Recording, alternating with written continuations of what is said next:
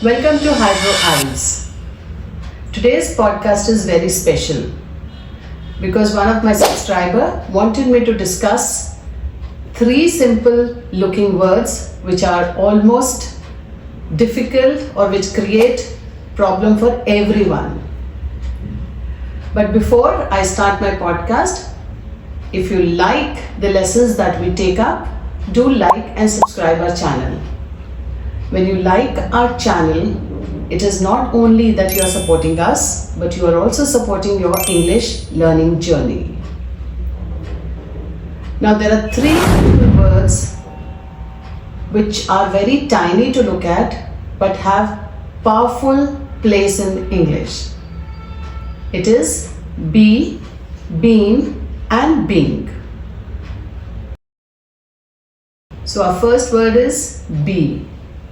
Be is actually a base word, or you can say it's a starting point.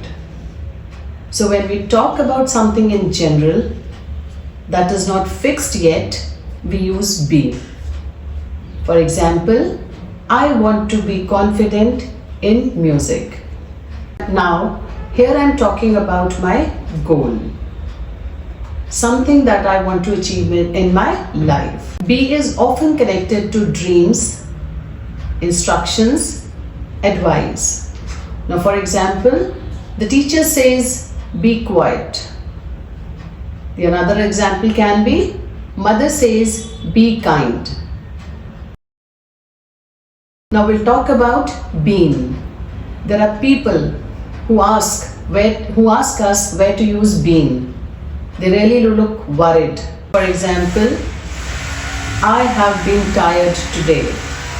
So here I'm saying the experience that I had before. I'm sharing the feelings, earlier feelings that I had. Now another example can be, I have been to New York.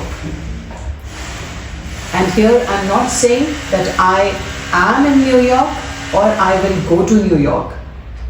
I am saying the experience that I had before. Don't remember grammar rules. Just remember feelings.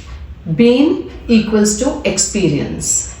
Now for example, I have been nervous speaking English.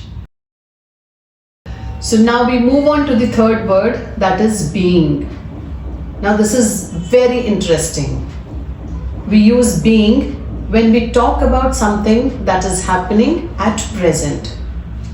It talks about something happening at this moment or around at this time. For example, I'm being honest to you. That means right now in this moment. Another example can, I say the child is being quiet today. It doesn't mean that the child is always quiet, but at this moment the child is quiet. Being is temporary. It changes like moods and situations. Now to understand the difference, I'll give you one more example. I say he's quiet. So it tells us about the personality. And then other sentences, I say he's being quiet today. So that means the child is quiet at the present moment.